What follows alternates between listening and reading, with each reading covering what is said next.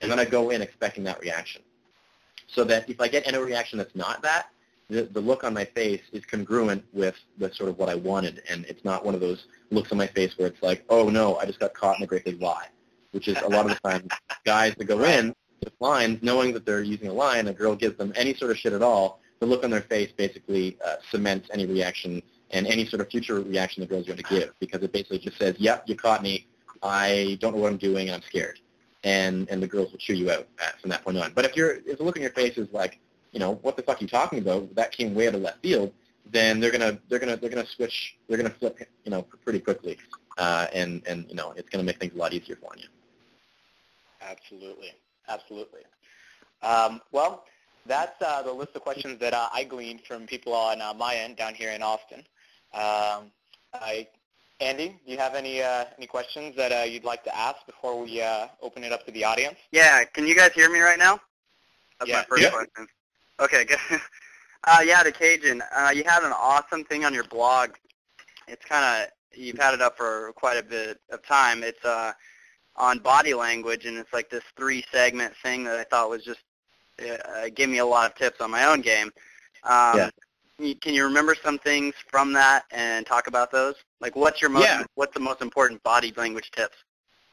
Okay, and I mean, a lot of these body language things, the reason I call that advanced body language is because I've always felt that sort of advice is something that benefits you a lot more later on when you get better and sort of comfortable talking to women anyway.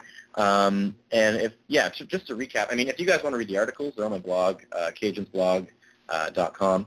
There's 3 of them. It's just called Advanced Body Language Part 1, 2, and 3. Essentially what I did was I just looked at rock stars. I looked at the people that I think in mainstream media that really have their body language down and that I wanted to sort of mimic.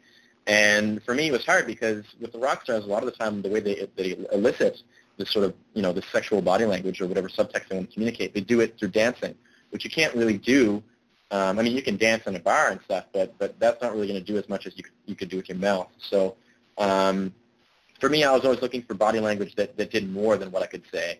And for me, I found that in Jim Morrison, which I talk about in my article, just because he was the only guy really that seemed to elicit this sexual presence without actually dancing. He just kind of did it with the way he looked, the way he stood.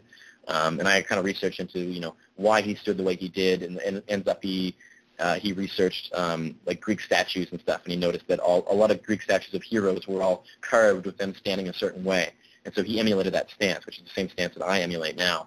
And I sort of tried experimenting with not saying as much. Chris just wrote a really good article on shutting up. It was in our newsletter that's really good if you guys want to learn more about that. But essentially what it comes down to is basically realizing that you can convey a lot more, and scientists have always said this, you can convey a lot more with your body language and with your subtext than you could possibly really communicate with your mouth.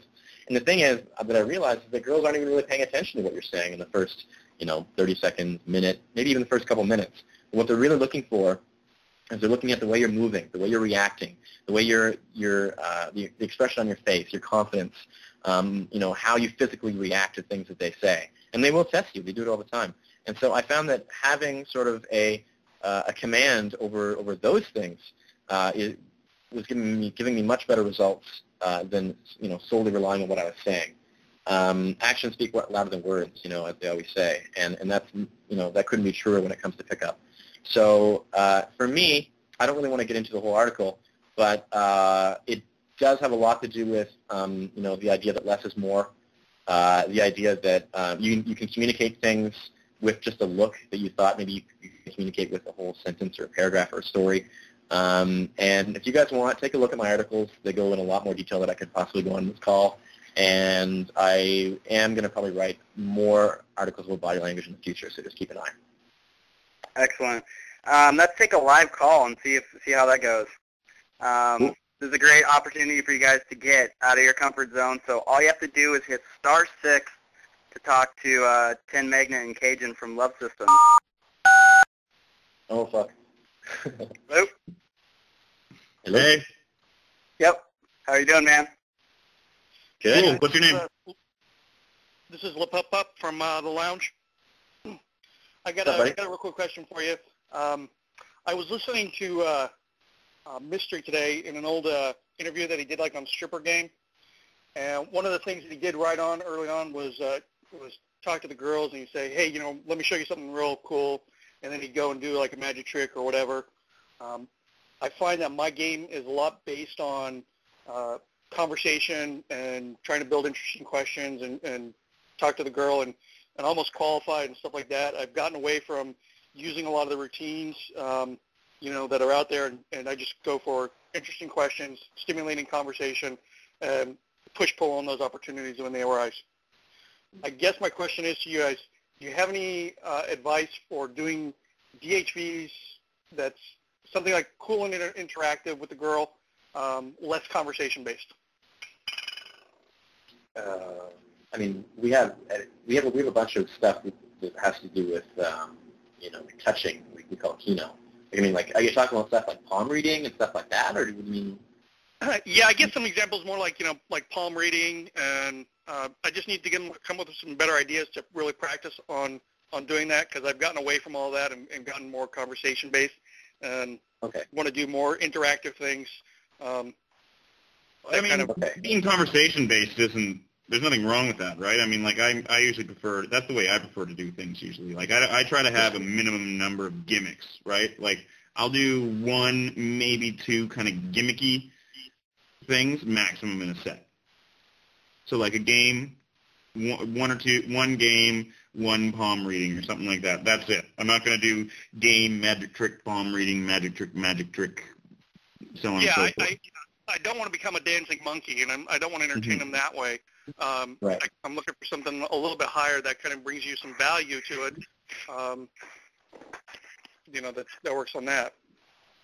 Trying to think. I guess it kind of sounds like you're saying I moved away from routines and now I'm into conversation, but I want something that's not conversation, but also not routines. It's kind of you're trying to build attraction, right? Yeah, I guess I'll give you an example. What is your problem? Because I think you're misdiagnosing the problem. Is it you're not getting attraction from these women, or that they're leaving to go work, or what? No. I can come up with an interesting question, and I've got a whole routine stack of opinion openers that I can go off of. But sometimes I feel like they may be a little bit too intense for the girl, and she has a hard time coming up with a good response to it, and for her end of the conversation. So then it's like, well, do I just move off onto the next one? And it's in the same thing. If it's something really interesting and and maybe a little bit too intense for her, it kind of stalls off and peters out. I try to use observations. I don't know if, cold read? If you're aware with that. No, sort of cold reads. We do. We have. There's a whole sort of part of the pickup process where we say specifically that observations are really good, and it all happens in the attraction phase. Anytime you make an observation, girls love that shit just because it's the reason why they're so addicted to those magazines and those tests.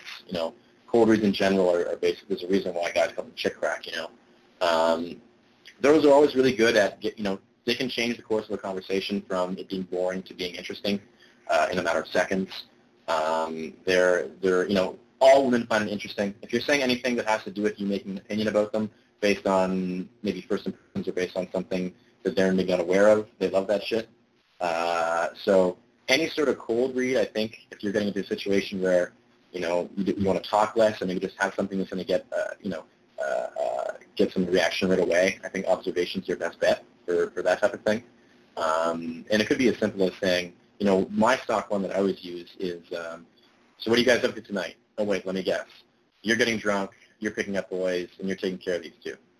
And I just say that to the group of girls. And, of course, the girl who's my target is the one that I'll say is getting drunk. And I'll say that the other one is picking up boys, and the one that looks like is going to be the obstacle is the one taking care of the rest. And, I'll use that, throw that up there, and girls usually respond right away. And they'll want to know why I thought that. They'll argue about who is who, and it just gets sometimes conversation is much easier to go forward with after you use an observation like that. Someone's sending me questions. They apparently they're not getting unmuted. It's actually a follow-up to LePuff's question, so I'll just ask it on his behalf. He wants to talk about, can you guys talk about hired gun game, specifically go-go dancers and bartenders and waitresses?